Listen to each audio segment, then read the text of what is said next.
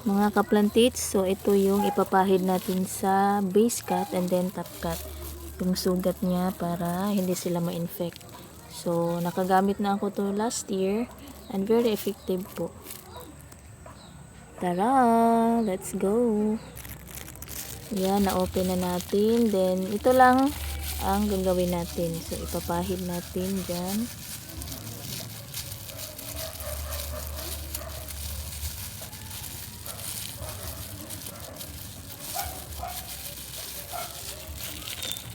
So, hopefully, magkaroon to ng maraming babies.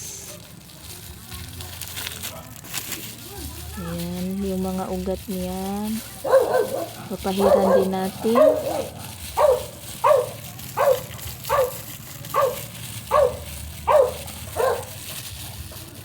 So, ito wala na. So, remove na yan. Ayan. So, dito na naman tayo sa top cut. Ayan.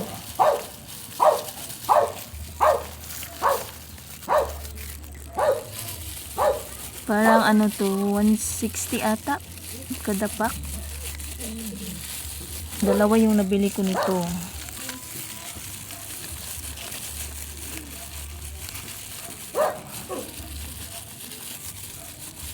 So, ayan. May, bihira lang talaga ako mag-cut. Ayun, nabulol-bulol na. So, okay na yan. So, itanim na natin ang ating top cut. Thank you for watching. Sana may natutunan kayo sa aking video. Bye-bye!